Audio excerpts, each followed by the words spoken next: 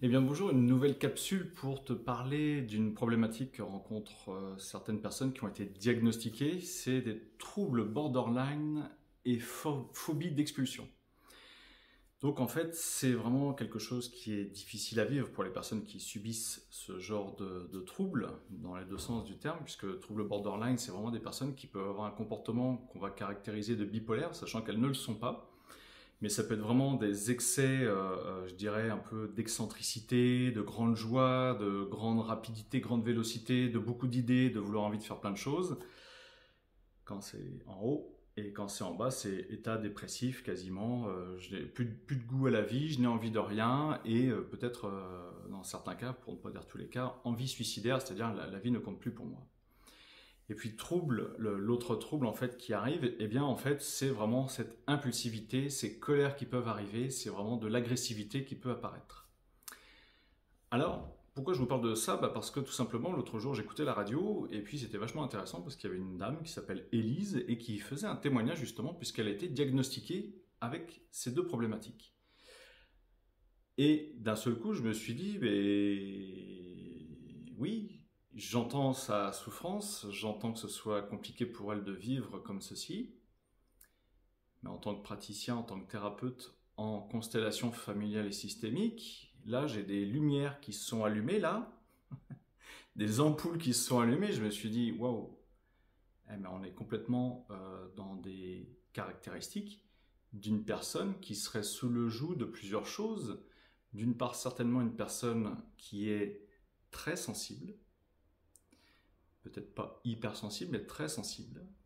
et une personne qui est, à mon avis,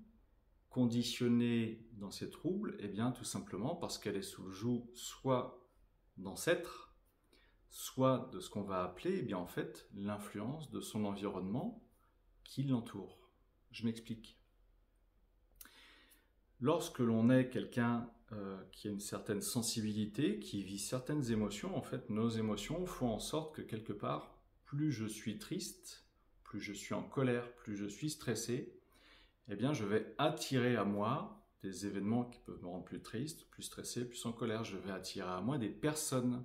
qui vont vibrer. On est dans du vibratoire.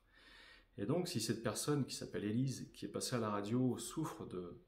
la thématique de la vidéo aujourd'hui,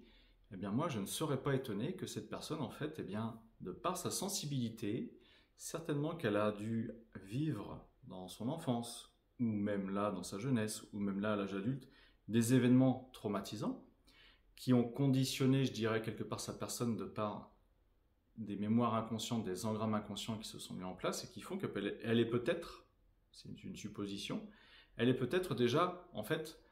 le vase est déjà trois quarts, voire quasiment rempli sur un plan émotionnel, c'est-à-dire qu'elle a une charge émotionnelle qui est très importante.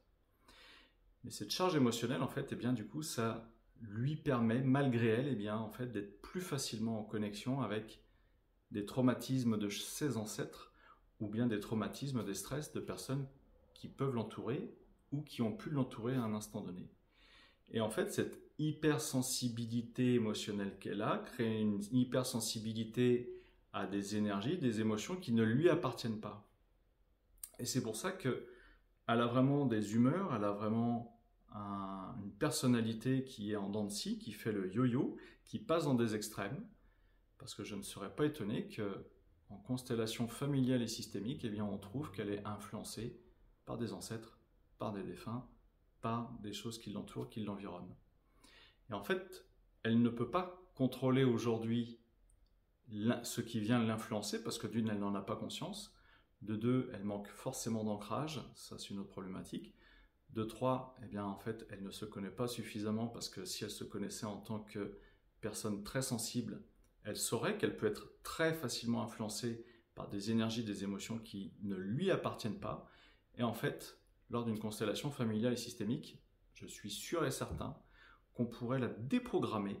faire en sorte qu'elle ne soit plus influencée par tous ces champs d'informations-là qui aujourd'hui viennent la perturber, viennent fortement la contrarier dans qui elle est, dans son identité, dans ses comportements. Ça sera une première chose. Et après, eh bien, en fait, ça s'apprend de pouvoir gérer les émotions des autres qui peuvent venir nous influencer, avec lesquelles on va faire éponge. Je ne sais pas si cette personne regardera cette vidéo, mais en tout cas pour toutes les autres personnes qui ont été diagnostiquées avec ces troubles-là,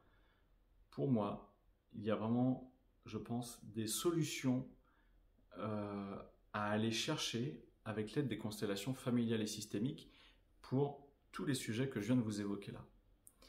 Si vous souhaitez avoir plus d'informations, si vous êtes concerné, eh bien en fait vous pouvez me contacter sur mon adresse mail contactgp44@gmail.com. J'ai mon site aussi boostez-vous.fr. Et ce qu'il faut comprendre, c'est que vous avez tout un tas d'autres vidéos sur ma chaîne YouTube qui peuvent peut-être développer, non pas ce sujet-là en particulier, mais de voir le champ d'application des constellations familiales et systémiques, sachant que j'en propose soit en individuel, en visio, ou soit en groupe. Je vous souhaite une très belle journée, puis à bientôt.